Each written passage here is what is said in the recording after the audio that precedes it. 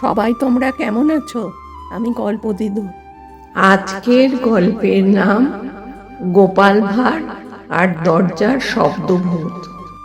এক সময় রাজ্যের এক পুরনো অতিথিশালা ছিল, যেখানে সন্ধ্যার পর আর কেউ থাকতে চাইতো না। লোকজন বলতো ঠিক মাঝরাতে দরজায় কেউ জোরে জোরে ধাক্কা দেয়, কিন্তু দরজা খুললে কেউ নেই। এটা নিশ্চয় ভূত। অনেক সাহসী লোক এক রাত থেকেছে, কিন্তু ভয়ে ভয়ে সকাল হওয়ার আগেই পালিয়ে গেছে। এই কথা রাজামশাইয়ের কানে যেতেই তিনি চিন্তায় পড়লেন। পরদিন দরবারে ডেকে পাঠালেন গোপাল ভাঁড়কে। রাজা বললেন, গোপাল, তুমি এক রাত ওই অতিথিশালায় থাকবে, দেখি আসলে ভূত আছে কিনা। গোপাল হেসে বলল, রাজামশাই, ভূত যদি থাকে আমি ওর সঙ্গে গল্প করব, আর না থাকলে ও নিজেই পালাবে। সেই রাতেই গোপাল একা অতিথিশালায় গেল।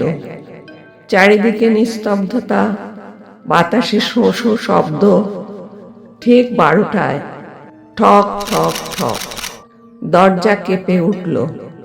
গোপাল ভয় না পেয়ে বলল, এই যে দরজার বাইরে যিনি আছেন, হাত ব্যথা হলে একটু বিশ্রাম নিন, ভেতরে ঢুকেই বসুন। কোনো উত্তর নেই। আবার ঠক ঠক ঠক। এবার গোপাল চুপচাপ মাথা খাটালো।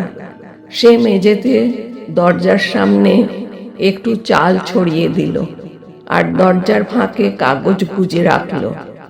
তারপর নিশ্চিন্তে শুয়ে পড়ল।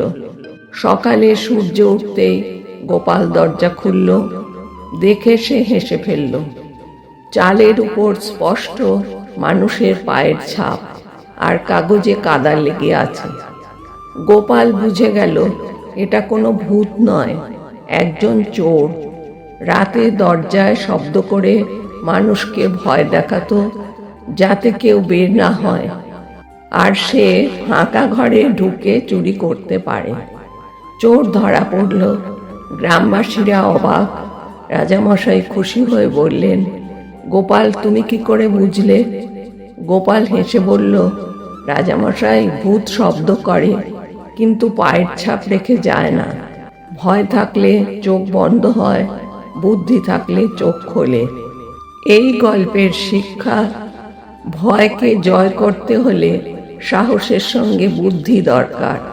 ভয় পেলে ভূত বড় হয়, বুদ্ধি খাটালে রহস্য ছোট হয়।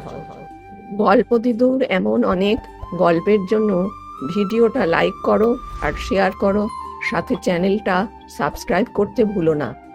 তাহলে আজকে আমি আসি, নতুন গল্পের সঙ্গে তোমাদের সাথে দেখা হবে।